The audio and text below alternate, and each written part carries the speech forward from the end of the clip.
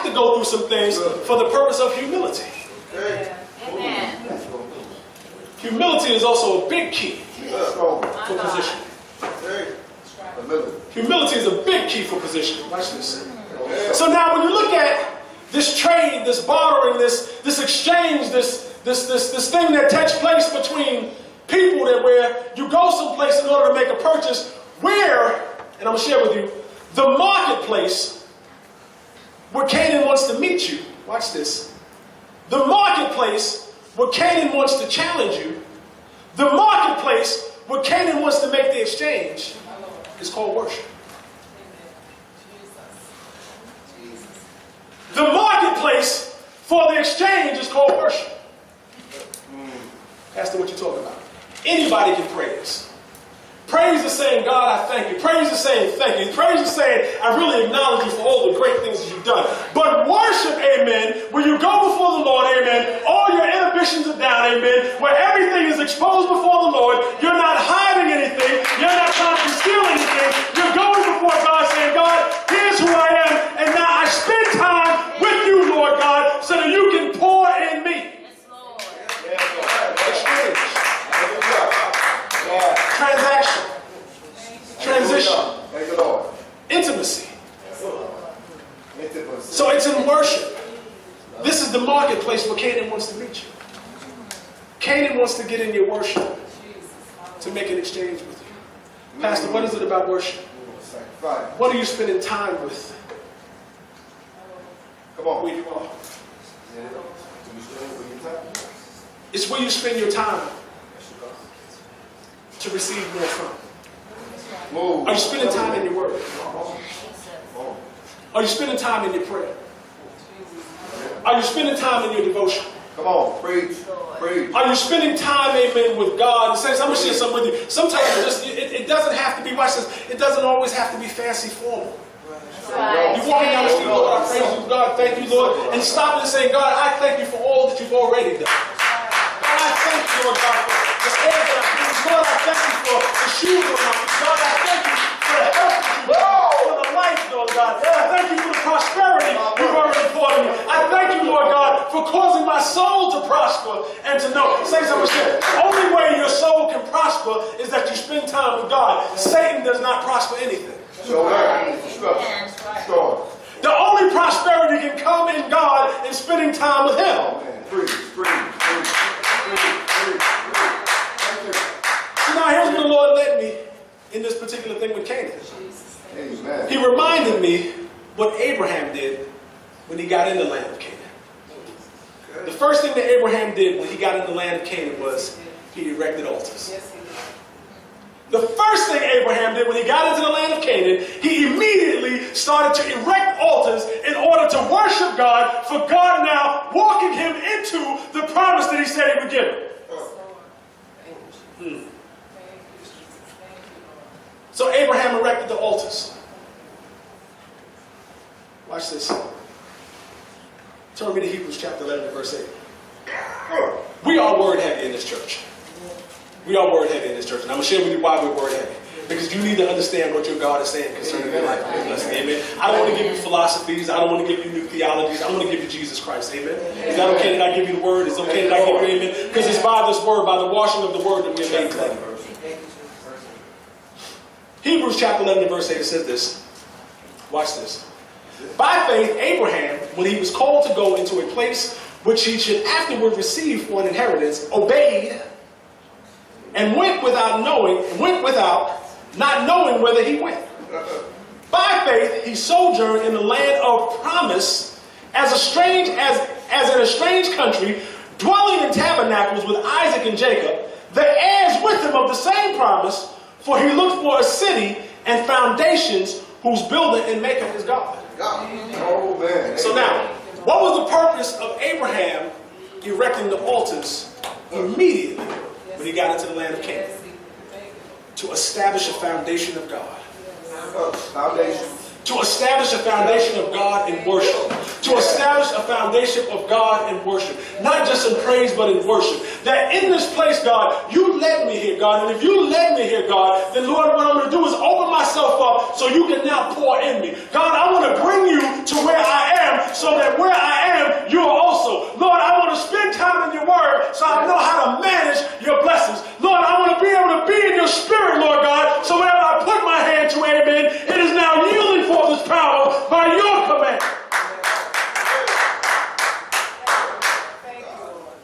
So Abraham erected 4 altars. Watch this. I'm going to go through and share what these altars are. Amen. So Abraham erected the altars. The first altar that Abraham erected was the altar of promise. It was an altar of promise. Turn me to Genesis chapter 12 and verse 5. Get it. Abraham erected an altar of promise. Glory to God. Genesis chapter 12 and verse 5. While you're turning, I get to my notes. What is the purpose of erecting an altar of promise? The purpose of erecting an altar of promise, watch this, is to establish the promise that God had given you. Amen. In the presence of your enemy and in the fight. Is to establish God in the presence of the enemy and in the fight. How often when people are involved in a fight, they're ready to walk away from the promises? Oh, yeah. This is too tough. It's been too long. God, I prayed about this last year. It hasn't happened yet. God, I prayed about this last month. It didn't manifest yet. God, I prayed about this 5 minutes ago. Nothing is still going on. See, one of the things that I find with this generation is microwave society we live in. Everybody wants everything yesterday. They sure do. Microwave society. Quick. People want everything yesterday, but don't want to change who they are. They want to change the position, but don't want to change the condition. But when you ask God to change your position, He's got to change your condition. Because when God let Abraham out of Canaan to begin with, watch this, the first thing He told him was, okay, you can't worship false gods. You have to come and follow me. So when He changed his position, he had to change his condition. He had to change his mind on how he saw some things. He had to change his mind on who he worshiped. He had to change his mind on how he would worship. He had to change his mind on what he established and where he established. Oh, preach. So the first altar Canaan established was the altar of promise. Saints, I'm going to share something with you. In the presence of your enemy, in the midst of your storms, in the midst of your battles and your fights, you have to establish the promise of God. You have to remind yourself, saints, I'm going to share something with you. A lot of times we begin on our way to the promise because God has given us a vigor and an energy for that, so we get excited for the promise. But when people start to deal with a problem in pursuing their promise, God didn't change His mind about your promise. That's right. That's right. God did not change His mind about giving you the promise. That's it. You can't allow the enemy to change your mind. Envy. You can't allow the enemy to cause an exchange. That's it. Well, God, you promised me this, but the enemy is fighting me so much that I think that I didn't take it. So a lot of times people give up the promise because they're going through a battle. But it's in the midst of the battle and in the presence of your enemy, you have to start worshiping your God for the things that He's promised. It is a position, the first altar that God that Abraham erected was the altar of promise. Genesis chapter 12 and verse 25. Verse 9. 25. Let me get there with y'all. Pastor Sherry, you mind reading that? I'm sorry, Genesis chapter 12 and verse 5. Let me turn there with you. I'm going to get there.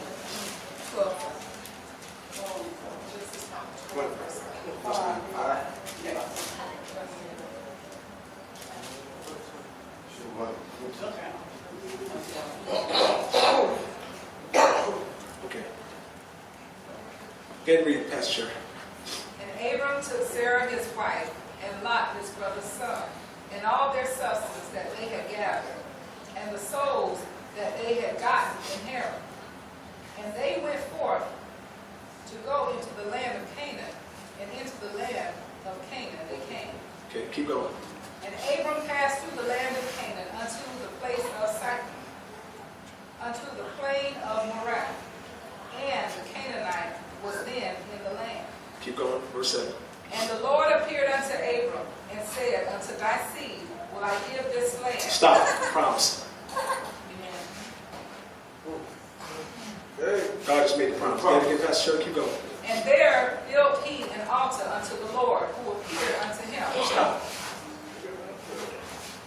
God made a promise to Abraham.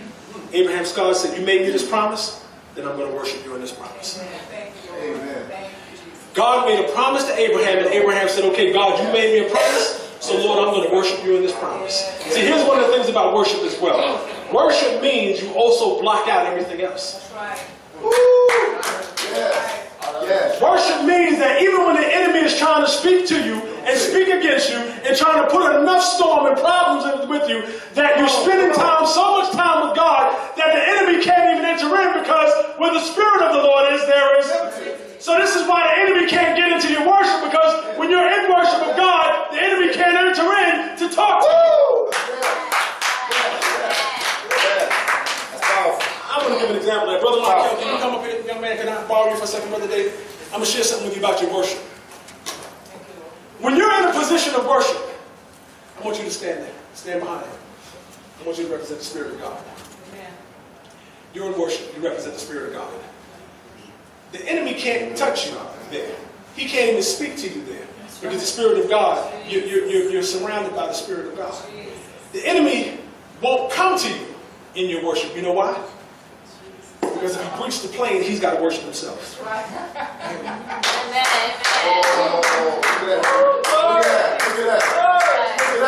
If he breaches the circle, he That's right. has to worship himself. The Bible says that every knee shall bow and every tongue shall confess that Jesus is Lord. What did Jesus say to the enemy when he was in the wilderness? He said, thou shalt worship the Lord your God. So the enemy will not bother you in your worship, because what it is he doesn't like God so much he don't want to worship. So you're shielded and you're protected in worship. He can't mess with you. While he's trying to find a way to mess with you, won't touch you, because he knows if he gets in there, he also has to go to worship.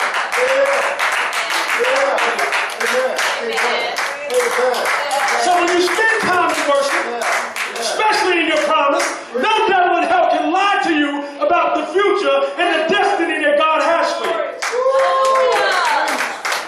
He can't even send a word in there. He can't send a Twitter, a Facebook, an Instagram, a Snapchat, a Telegram, a telephone, a telefriend. Because whatever enter in has to submit to God as well.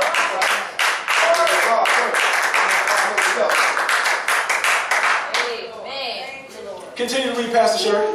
Go back to verse 7 and read that again. And the Lord appeared unto Abram and said, Unto thy seed will I give this land. Promise, go ahead. And there built he an altar unto the Lord, who appeared unto him. So he got into worship. He knew that if he put the promise, if he put himself in the worship of the promise, he put himself in the worship of God while God made him this promise. This is why, amen, watch this. You ever see people walking up to the altar and they're giving money, amen, at a certain time when the minister a certain word? And they realize, let me sow into this, amen. Let me sow, amen. Let me worship God, amen. Watch this. There's some things you got to know when to get into worship and know how to worship God in that particular situation, because you're establishing a foundation of God. You're establishing your finances. You're protecting yourself, amen, in this word. You're protecting yourself in the spirit that God has provided. So we have to spend time in worship. Go again, Pastor Sherry, verse 8. And he removed from thence unto a mountain on the east of Bethel, and pitched his tent, having Bethel on the west, and Hai on the east. And there he built an altar unto the Lord, and called upon the name of the Lord. Amen. And Abram journeyed, going on still towards the south. Amen. And there was a famine in the land. Okay, stop right there. So let's stop right there. Go back to my notes again. So now, the first altar Abraham built was the altar of promise. He knew that if I worship God in the promise, the enemy cannot remove me from the promise. The enemy cannot shake me from out of the promise. The enemy cannot scare me out of my promise. No matter what the storms are, no matter what the mouths of the enemy say, no matter what the battle battle looks like, then I'm still, amen, going to move, amen, and worship God and move toward the promise that God has for my life. The second altar that Abraham built was an altar of intimacy. He built an altar of intimacy. The purpose for the intimacy is this. The word intercourse a lot of times is used in the physical sense. But the word intercourse simply means exchange. So now when we look at amen in worship, worship is the place of exchange. Worship is the place where you say, God, I'm going to pour out and I'm going to cast my cares upon you. Amen. Amen. Worship also says, God, I'm going to open up and allow you in. Amen. Worship says, regardless of what my emotions are feeling right now, regardless of what's happening in my mind right now, I know the enemy's been throwing hell at you all week long, but Lord, right now, I'm going to open up and let you in. And when you let God in, hallelujah, the enemy realizes he can't also follow you there. Hallelujah. See, I'm going to share something with you, watch that too. That example I just gave, the spirit of torment like to follow some people. Some people deal with a spirit of torment because torment wants to be on your heels the whole time. See, I told you you fail. I told you you'd never be anything. See, you won't get the full. You're not going to. But the moment you enter in that prayer closet, the moment you enter into worship, torment has to be this.